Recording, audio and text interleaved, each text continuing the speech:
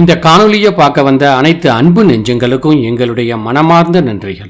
கோடை காலத்தில் மட்டும் இல்லைங்க, எல்லா காலத்துலேயுமே சில பேருக்கு வாயில் புண்ணு, வயிற்றுல புண்ணு, இதை மாதிரி பிரச்சனைகள் வந்துக்கிட்டே இருக்கும். வாயிலேயோ வயிற்றுலேயோ புண்ணு உருவானா அதை உடனேயே குணமாக்குறதுக்கான வழிமுறைகளை பின்பற்ற ஆரம்பிச்சிடணும். இந்த புண்ணை வளர விட்டீங்கன்னா அது பெரிய உடல்நல பிரச்சனையில கொண்டு போய் விட்டுடும். உங்கள் வயிற்றுல புண்ணு இருந்தாலே நீங்கள் உணவு சாப்பிட்டதுக்கு அப்புறம் வயிற்றுல ஒரு விதமான வலி ஏற்படும். வயிற்றுல புண்ணு உள்ளதை தான் அல்சர் அப்படின்னு சொல்லுவாங்க. வாங்க இதை குணமாக்குறதுக்குரிய எளிய வீட்டு வைத்தியத்தை இப்ப பார்ப்போம். இப்ப இதுக்கு நாம ஒரு டம்ளர் அளவுக்கு மோரை எடுத்துக்கிறோங்க. இந்த மோர்ல இருக்கிற புரதம் பார்த்தீங்கன்னா உடம்புல இருக்கிற கொழுப்போட அளவை குறைக்கும். அது மட்டும் இல்லைங்க, மோர்ல ப்ரோபயாட்டிக் பாக்டீரியாக்கள் இருக்கு. இது நாம சாப்பிட்ட உணவை நல்லா செரிக்க வைக்கிறதுக்கு உதவுது. அடுத்ததா ஜீரகத்தை இதுல சேர்க்க போறோம்.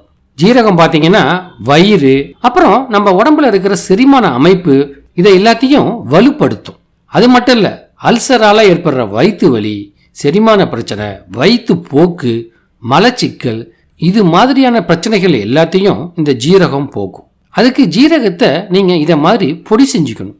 இந்த ஜீரக பொடியிலேருந்து ஒரு 1/4 ஸ்பூன் அளவுக்கு இந்த மோர்ல கலந்துக்குங்க. அடுத்தது நாம எடுத்துக்கிறது ஓமம். இந்த ஓமத்தில் இருக்கிற தைமோல் பார்த்தீங்கன்னா செரிமான திரவத்தை சுரக்க செஞ்சு நம்ம சாப்பிட்ட உணவை சீக்கிரமாக செரிக்க வைக்குது. இந்த ஓமமும் பார்த்தீங்கன்னா வயிற்றுல வலி ஏற்படுறதை தடுக்கும், வயிறு உப்புசத்தை குறைக்கும். இந்த ஓமத்தையும் நாம் இதை மாதிரி பொடி செஞ்சு வச்சுக்கணும். இந்த ஓம பொடியை ஒரு 1/4 ஸ்பூன் அளவுக்கு எடுத்து இந்த மோரில் சேர்த்துக்குங்க. அடுத்தது நாம் இதில் சேர்க்கறது ஒரு சிட்டிகை அளவுக்கு பெருங்காய பொடி. இந்த பெருங்காய பொடி பார்த்தீங்கன்னா உணவு பாதையில் இருக்கிற புண்ணு எல்லாத்தையும் ஆற்றும். இதை ஒரு சிட்டிகை அளவுக்கு எடுத்து இந்த மோரில் கலந்துக்குங்க. கடைசியாக நம்ம இதில் கலக்க போகிறது இமாலய உப்பு. இதை இந்து உப்பு அப்படின்னு கூட சொல்லுவாங்கங்க. நம்ம முன்னோர்கள்லாம் இதை சமையலில் அப்பப்போ சேர்த்துக்கிட்டாங்க. ஆனால் இப்போ தான் இது பயன்பாட்டிலேயே அதிகமாக இல்லை. இது நாட்டு மருந்து கடைகளில் கிடைக்கும். இந்த இந்து உப்பு பார்த்தீங்கன்னா பாறையிலேருந்து வெட்டி எடுக்கிறாங்க. இது மங்கலான பழுப்பு நிறம், அப்புறம் சிவப்பு நிறம், இதை மாதிரி 2 நிறத்தில் இருக்கும். Calcium, potassium, magnesium, sulphur, fluoride, iodine, இதை மாதிரியான தாதுக்களோட சோடியம் குளோரைடும் இதில் அதிகமாக இருக்குது. சிவப்பு வண்ணத்தில் இருக்கிற உப்பு அதிகமான அயன் சத்து கொண்டது.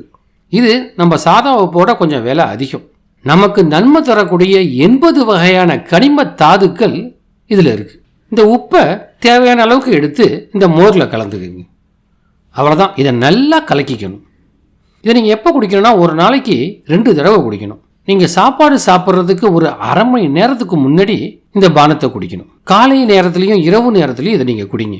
உங்களுக்கு ரொம்ப அதிகமான அல்சர் பிரச்சனை இருந்ததுன்னா 3 வேளை நீங்கள் குடிக்கலாம். இது உங்கள் வயிற்றில் வாயில் உள்ள புண்ணை சீக்கிரமாக ஆற செய்யும். நீங்கள் சாப்பிட்ட உணவை எளிதாக செரிமானமாக்கி வாயு பிரச்சனை, மலச்சிக்கல் இதெல்லாம் வராமல் பாதுகாக்கும். இந்த காணொலி உங்களுக்கு பிடிச்சிருந்ததுன்னா உங்கள் விருப்பத்தை தெரிவிங்க, உங்கள் நண்பர்களுக்கும் பகிருங்க. உங்கள் கருத்துக்களை கீழே பதிவிடுங்க.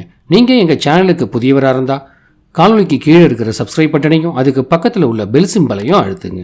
அப்போ தான் எங்களுடைய அடுத்தடுத்த காணொலிகளோட அறிவிப்புகள் உங்களுக்கு கிடைக்கும். இதுவரைக்கும் இந்த காணொலியை முழுமையாக பார்த்ததுக்கு எங்களுடைய மனமார்ந்த நன்றிகள்.